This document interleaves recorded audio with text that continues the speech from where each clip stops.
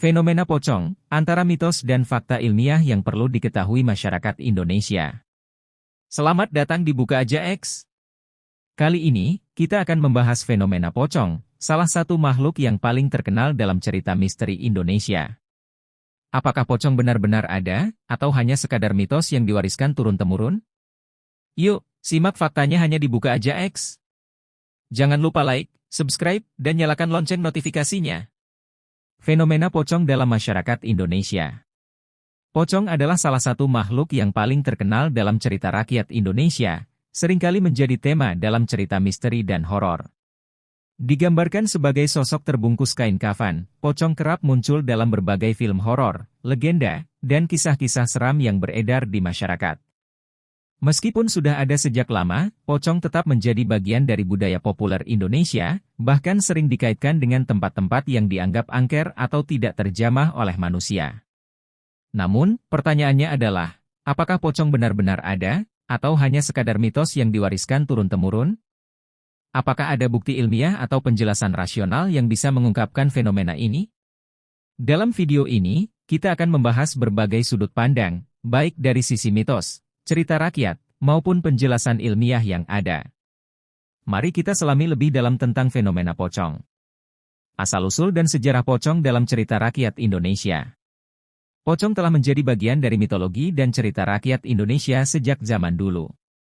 Biasanya, pocong digambarkan sebagai sosok manusia yang telah meninggal dunia dan dibungkus dengan kain kafan. Beberapa versi cerita mengatakan bahwa pocong adalah roh dari orang yang meninggal dunia dengan cara yang tidak wajar atau tidak tenang. Dalam tradisi Indonesia, terdapat berbagai cerita yang menghubungkan pocong dengan takdir atau kesalahan dalam penguburan jenazah. Menurut beberapa versi cerita, pocong adalah roh yang terperangkap di dunia maya karena jenazahnya tidak dikuburkan dengan benar, atau karena ada tali kafan yang belum dilepas. Hal ini menjadi asal-usul dari kisah pocong yang muncul kembali untuk menyelesaikan urusan yang belum selesai atau sebagai tanda peringatan bagi yang masih hidup. Cerita tentang pocong sangat populer di Indonesia dan sering menjadi bahan bakar untuk cerita horor yang menakutkan. Dalam beberapa cerita rakyat, pocong digambarkan melompat-lompat, memperlihatkan wujud menyeramkan yang muncul di malam hari, menghantui siapa saja yang melintas.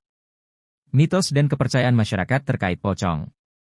Mitos mengenai pocong sangat erat kaitannya dengan kepercayaan masyarakat Indonesia, terutama dalam kaitannya dengan dunia mistis dan gaib.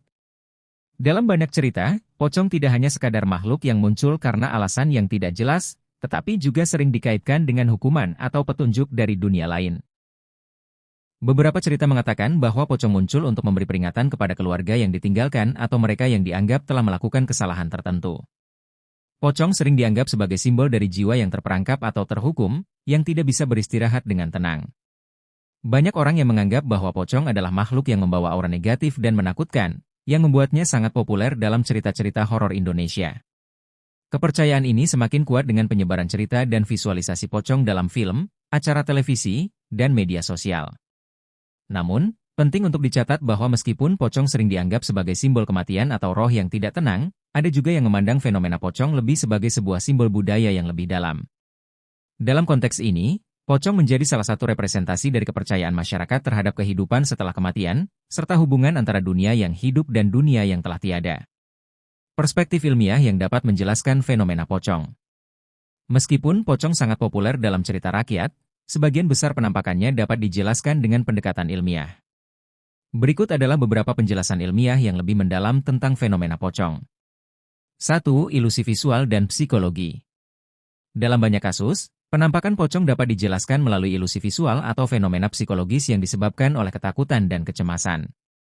Dalam kondisi tertekan atau gelap, otak manusia cenderung mengisi kekosongan dalam persepsi visual dengan gambaran yang sesuai dengan ketakutannya. Fenomena ini dikenal sebagai pareidolia, yaitu kecenderungan otak untuk mengenali pola yang familiar, seperti wajah atau sosok manusia, pada objek yang tidak jelas. Dalam konteks pocong, bayangan atau bentuk yang terlihat samar bisa dengan mudah diasosiasikan dengan sosok manusia yang terbungkus kain kafan. Fenomena ini semakin diperkuat oleh faktor ketakutan yang sering muncul di malam hari, menciptakan persepsi yang tidak rasional. 2. Fenomena sleep paralisis, kelumpuhan tidur. Fenomena sleep paralisis atau kelumpuhan tidur adalah kondisi medis yang terjadi saat seseorang mengalami gangguan antara fase tidur REM, rapid eye movement, dan terjaga.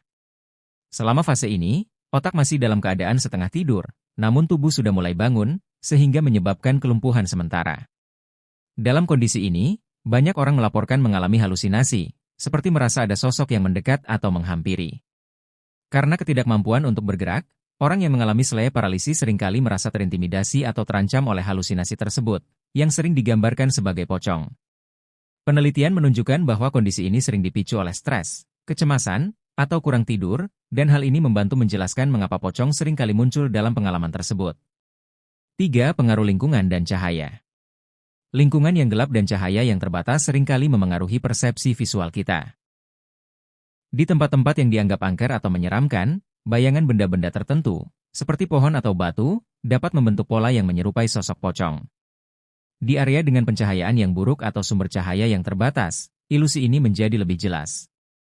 Penelitian psikologi menunjukkan bahwa otak kita cenderung mengisi kekosongan visual dengan gambaran yang kita ketahui, terutama jika kita sudah memiliki ekspektasi untuk melihat sesuatu yang menakutkan. 4. Penyebaran cerita dan efek sugesti. Efek sugesti memainkan peran yang sangat penting dalam fenomena pocong. Ketika seseorang mendengar cerita horor atau merasa berada di tempat yang dianggap angker, mereka menjadi lebih rentan untuk mempercayai dan merasakan hal-hal yang tidak benar-benar ada. Fenomena ini dikenal sebagai placebo effect dalam psikologi, di mana pikiran dan keyakinan seseorang memengaruhi persepsi dan pengalaman mereka. Oleh karena itu, semakin banyak cerita atau video tentang pocong yang beredar di masyarakat, semakin besar kemungkinan orang akan merasakan atau melihat hal yang tidak terjadi, hanya karena terpengaruh oleh sugesti. Pocong dalam budaya populer dan media.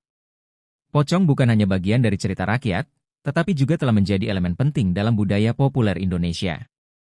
Dalam film horor, pocong seringkali digambarkan sebagai sosok yang menyeramkan dengan penampilan khas berupa kain kafan yang terikat pada kaki dan kepala. Visualisasi ini menjadi ikon dalam genre horor Indonesia dan sering muncul dalam film dan acara televisi. Media sosial juga berperan besar dalam menyebarkan cerita tentang pocong. Pengalaman pribadi atau foto video penampakan pocong seringkali menjadi viral, memperkuat persepsi bahwa pocong adalah makhluk nyata yang perlu ditakuti.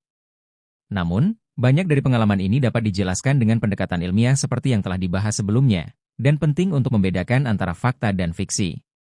Mitos pocong di berbagai daerah di Indonesia. Setiap daerah di Indonesia memiliki versi cerita tentang pocong yang berbeda-beda.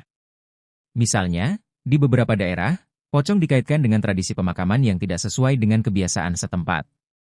Di daerah lain, pocong dipercaya memiliki kemampuan untuk menghantui orang yang melanggar pantangan atau larangan tertentu. Keanekaragaman cerita ini menunjukkan bahwa pocong telah menjadi bagian dari kekayaan budaya Indonesia, meskipun maknanya bisa bervariasi tergantung pada lokasi dan konteks sosial. Pentingnya edukasi dan pemahaman ilmiah untuk masyarakat. Dengan memahami fakta ilmiah di balik fenomena pocong, masyarakat Indonesia diharapkan bisa lebih kritis dan rasional dalam menanggapi cerita-cerita horor dan misteri yang beredar. Pendidikan tentang fenomena alam dan psikologi manusia dapat membantu mengurangi ketakutan yang berlebihan terhadap fenomena ini dan memfokuskan perhatian pada penjelasan yang lebih logis. Kesimpulan. Fenomena pocong, meskipun memiliki akar dalam cerita rakyat dan mitos, tetap relevan dalam konteks budaya Indonesia. Namun, kita harus bisa memisahkan antara cerita horor dan realitas, serta memahami bahwa banyak hal yang terlihat menakutkan seringkali dapat dijelaskan melalui logika dan pengetahuan ilmiah.